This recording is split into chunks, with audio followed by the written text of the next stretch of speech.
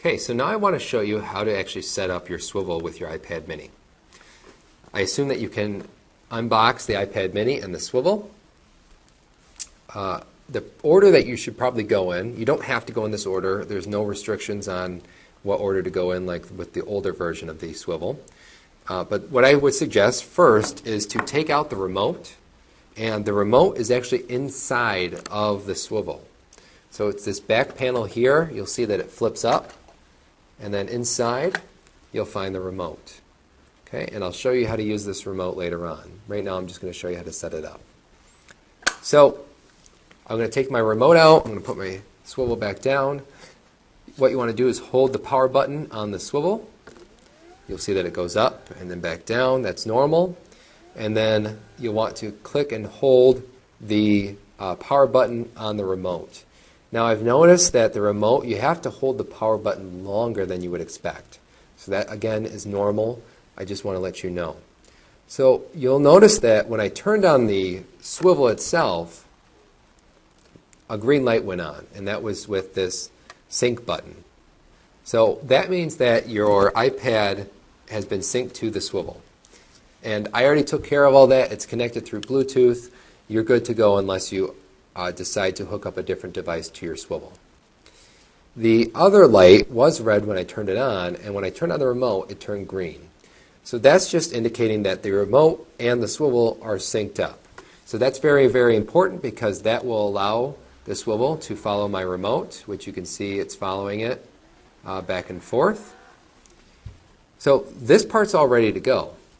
Well, what about my iPad mini?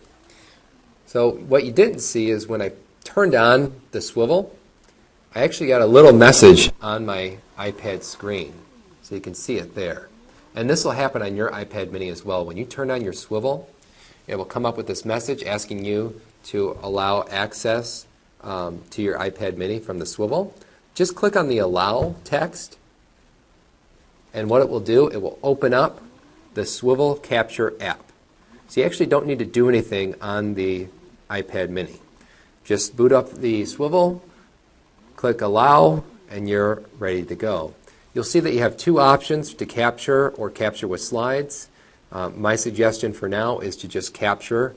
You don't need to do it with the slides. I'll show you how to do that later on. Hey, look, I'm using a Swivl to capture this. So I'm going to put this in the Swivl. Okay, so looks pretty good, and we're almost done, but there's one last thing that I want to talk to you about. Because this will work. I can record now, and you'll even see if I hit the record button on the remote, it records on my Swivl, but it also gave me a warning message. And that's because I have not plugged in the audio cable. If you don't plug in the audio cable, the audio will be recorded on your iPad mini and not from the remote. So what you'll need to do is take that audio cable and you're going to plug it into your iPad mini so you can see it. I'm going to move this over so you can see a little bit better. I'm going to plug it into the headphone jack on my iPad mini. Okay, and then on the back of the Swivl, I have a bunch of different ports here. And the ports, if I go starting on this side, that first one is the port for hooking up your audio cable. So I'm going to do that right now. Okay, and then there's some other ports on there as well. You actually don't need these other ports in the middle. What you need instead, if you want to use it, is this USB port on the back.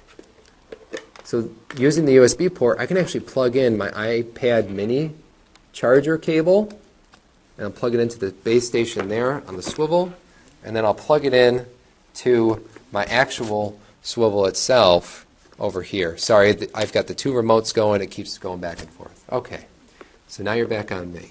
So I'm going to plug it into my Swivl.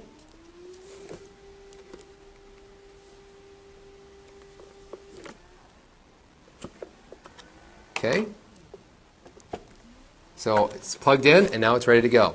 Though, as I kind of mentioned in my unboxing video, if I plug in the iPad mini cable, it looks kind of junky back there. So that's why I supplied this little red cable. So you can take that red cable and you can kind of tie up your iPad mini cable. This won't look very good. You'll probably do a better job than me. But if I do that, at least looks better. I should probably tie it up a little bit more. So now my cable won't get caught on anything when I use it. So now I'm actually ready to record using my Swivl and iPad mini. All I have to do now is hit the record button on my on the Swivl remote, and then hit it again when I'm done. And that's it.